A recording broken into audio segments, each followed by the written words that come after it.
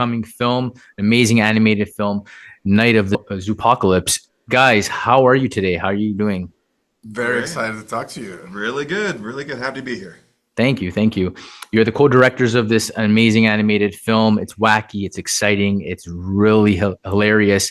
How did you guys become attached to the project, and what has that journey been like? Should Yeah, start this one. sure. Well, it was initially brought to me by our production partner, Copperheart Pictures, and it's originally a story that was written by Clive Barker as a graphic novel.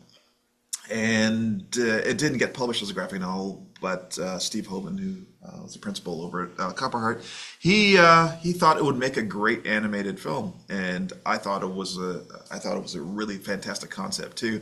But I also knew that I needed a co-director on that, and so after a little bit of development, I reached out to Rodrigo, who we've worked together for a long time, because I knew this was also right up his alley.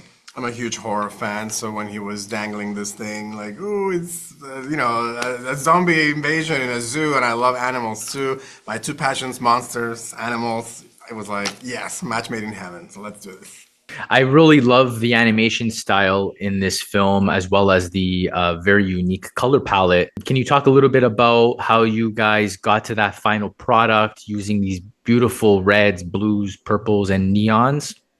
Yeah, for the color palette, I think we drew a little bit of inspiration from one of my favorite horror movies, Suspiria, Dario Argento's Suspiria, and I think we knew that this movie was taking place in just one night. And that was obviously a visual challenge in terms of like how can we make it very interesting. And then of course, Suspiria provided this inspiration for making this film very colorful, full of very vibrant, saturated colors, which made it really interesting and unique. And also at the same time bringing a bit of that homage to a classic like Suspiria. Yeah, I think that when you're looking at this type of film, and because it happens at night, it's really easy to think about like dark blues and purples and things like that. But we felt that this is animation, this is filmmaking. We can do a lot more with that. So let's bring in just this incredible, rich color palette to make something that really stands out. Now, as far as animation style, in the same way that we wanted our colors to stand out in our art direction in general, we also wanted the design and the animation style to really stand out as well. So we went back basically to the dawn of animation, and we looked at rubber hose style animation to kind of make this juxtaposition between this genre film and family friendly animation entertainment. And putting these kind of two things together, I think creates real great interest. And one of the reasons why we did that was because we knew that we wanted to do a lot of horror related body horror tropes and things like, body parts falling and whatnot. And so we knew the only way to get away with that was to go very stylized, very cartoony, and why not just go back to the beginning of the animation history and go with rubber hose, kind of 1920s style of animation. Very smart play. Very smart play.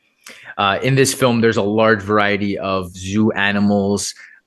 Were there any animals that were more difficult to animate, and were there any animals that were that you wanted to put in the film but were left out for any particular reason? Well, there was plenty of animals that didn't make the cut. that did make cut for various reasons. There's budgetary reasons. Of course, you want to populate an entire zoo full of animals, but you can't really But do there's that in only so much animation. screen time that we can really get for some of them. But there's also how the film developed. We had different protagonists who are different animals. At one time we had a jerboa, which is a kind of rat. At one time it was a kangaroo rat. We did try a few different species, and but the wolf was always kind of there from the beginning, and she kept coming back, and it just felt right to have this wolf and this mountain lion that are play really well together. And our goal was, because we were making this film from scratch, we could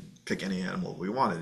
We could do the standard animals, but we chose ones that were just graphically more interesting. Yeah, variety in design and shapes and that was really the reason. But also because thematically the movie is obviously about getting along and, animals from different species having to work together. So the more extreme kind of like predator prey kind of thing that we could find, the better to tell the story we wanted to tell.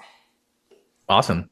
Since we're on the subject of animals that we find interesting, if you guys had the opportunity to be an animal, which animal would you want to be? I love elephants and anything that's kind of big, and I also love walruses and like just like kind of like blobby animals.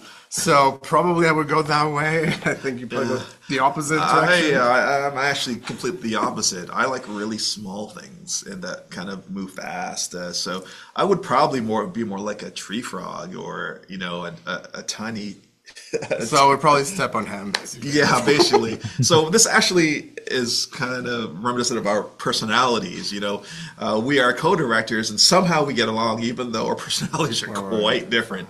So I think our animal choices reflect that as well. For sure. How was it balancing the different tones of comedy, horror in this mashup? Well, we always knew that we wanted to really push the boundaries as much as possible and really give the kids a good, thrill ride. Like we knew we wanted to lean towards the spooky haunted mansion experience because we grew up watching things like Gremlins and Ghostbusters and movies that really managed that tone between comedy and spookiness very, very well. So we knew that for us, the best approach to do this was to make sure that for every jump scare, we had a laugh out loud. And so that was our philosophy. Yeah, we definitely didn't want to talk down to our audience. Audiences are very sophisticated.